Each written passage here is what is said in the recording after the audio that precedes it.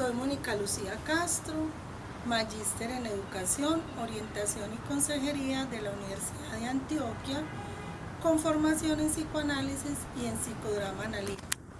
Hoy te quiero compartir un poco acerca de qué es el psicoanálisis y algunos de los conceptos más importantes de esta compleja teoría. Según el diccionario de Jean Laplanche, el psicoanálisis es una disciplina fundada por Sigmund Freud, un médico austriaco que nació en 1856 y murió en 1939. En el psicoanálisis podemos distinguir tres niveles. Es un método investigativo de la conducta humana, es una forma de hacer terapia, es un método terapéutico, pero también es un conjunto de teorías psicológicas y psicopatológicas. Los conceptos más importantes son, por ejemplo, que fueron muy revolucionarios para la época de Freud, por ejemplo, el concepto de sexualidad, que no se reduce solo a genitalidad. Para Freud, la sexualidad tiene que ver con la energía libidinosa, con el deseo, con el placer, y de ahí que atraviesa todas las esferas de la vida humana. Cuando Freud dice que somos seres sexuados, entonces dice también que los niños y las niñas desde que nacen son seres sexuados, lo cual hasta la época de él no se tenía pues como tan claro. Otro concepto interesante en Freud es que descubre que las enfermedades, la mayoría tienen origen psicosomático, es decir, no son solo ocasionadas en nuestra parte física, en la química, en la biología del cuerpo, sino que también están ocasionadas en nuestro sistema mental o psíquico. De ahí tan importante una frase que él dice, y es que en el lugar de la palabra aparece el síntoma, es decir, todo aquello que nos callamos, que no exteriorizamos, se puede convertir en un síntoma o en una enfermedad. Eso es una de las cosas más revolucionarias y que cada vez la ciencia lo confirma más. Otra de las cosas interesantes es como su teoría sobre la evolución del desarrollo psicológico del niño o de la persona, que lo dividió en 5 etapas de acuerdo como a la zona erógena que más teníamos en ese momento.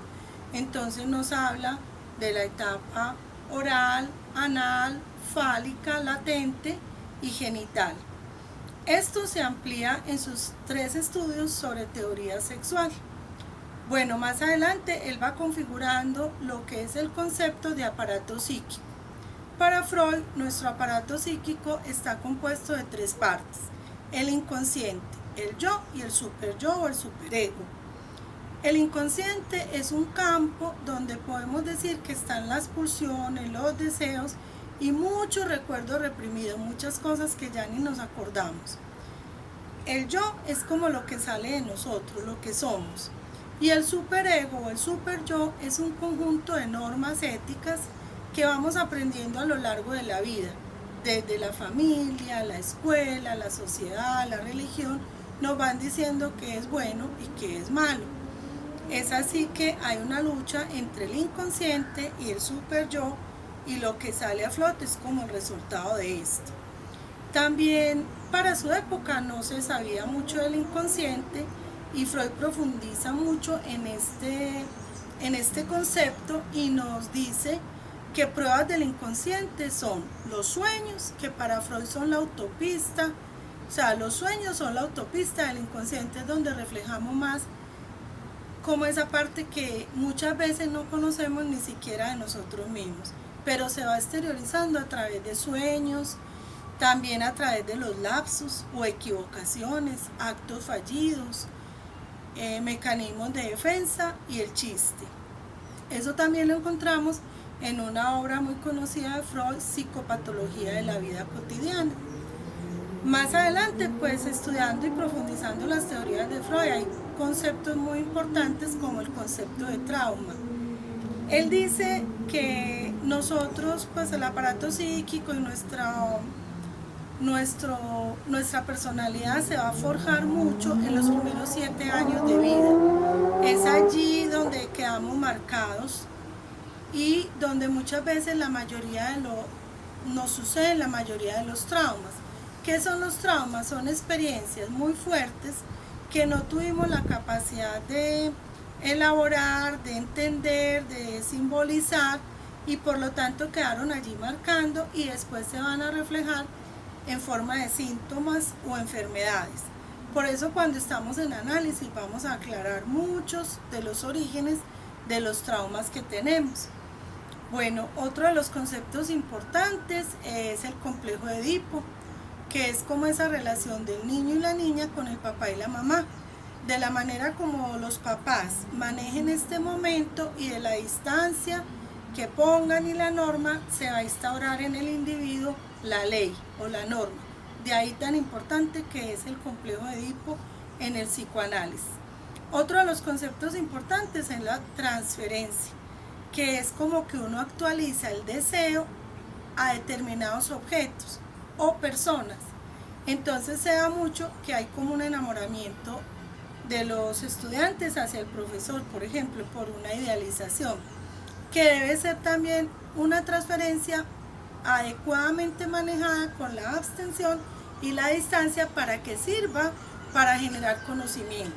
Igualmente en el análisis hay un momento en que la persona se siente muy identificada, casi que cree que está enamorada de su analista.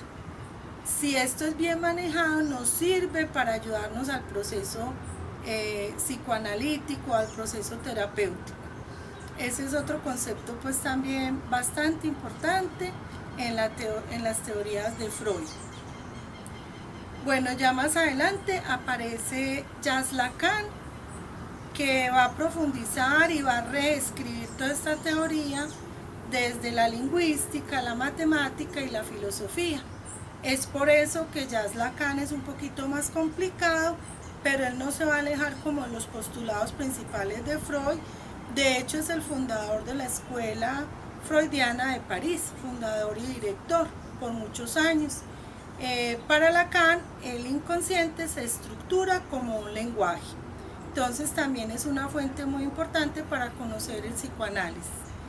Esto es apenas un abrebocas porque es una teoría muy compleja, como lo dije al principio, muy profunda, es para estudiarla toda la vida y Freud recomienda que para estudiarla es importante 3 aspectos.